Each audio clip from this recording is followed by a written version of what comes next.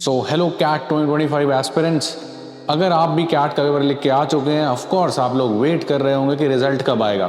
Now as per the multiple sources result can be out from 19th to 22 December, यानी कि परसों से कभी भी आ सकता है। 19 दिसंबर इज हाईली लाइकली, क्योंकि जो भी ऑब्जेक्शंस रेज किए गए थे वो कैट ने अब बता दिया है कि भाई LRDI में दे हैव एक्सेप्टेड 0, वर्बल में they have accepted again 0 objections. सिर्फ क्वांट में स्लॉट 1 में एक क्वेश्चन का आंसर चेंज हुआ है and that is this one. ये लॉग वाला क्वेश्चन आपने देखा ही होगा, लॉग इनइक्वालिटीज, जो मैंने आपसे ऑलरेडी कहा था कि भाई हल्के हल्के ये थोड़ा सा इंड्यूस हो रहा है टुवर्ड्स वो वाले टॉपिक जो जेईई मेंस में कभी आया करते थे, जैसे एक्सपोनेंट की power exponent 1, equation of circle, log में इनइक्वालिटीज।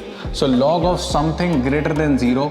अब ये जो आपका बेस था वो 0 से 1 के बीच में था, so both have to be on the same side of unity अगर ग्रेटर देन 0 है, यानी ये जो बेस आपकी रहेगी वो 1 से छोटी है तो आपका नंबर भी 1 से छोटा रहेगा।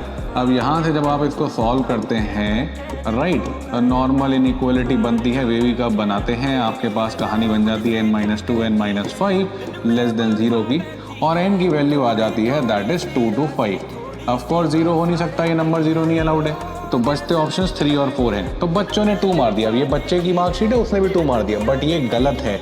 सही आंसर 0 होगा, क्योंकि जब आप ये 3 और 4 को यहाँ डालते हैं तो ये जो बेस है 9 + 11 21 is 21, -1 बनती है 3 पे, और 4 डालते हैं तो 4 16 27 -28 फिर से बन जाती है -1।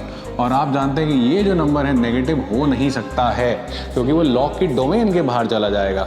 तो इसका आंसर 0 था।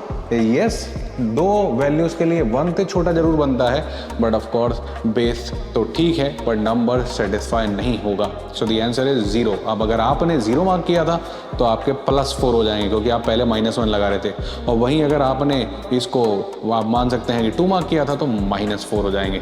तो बताना कि सही हुआ कि गलत। Cheers and all the best.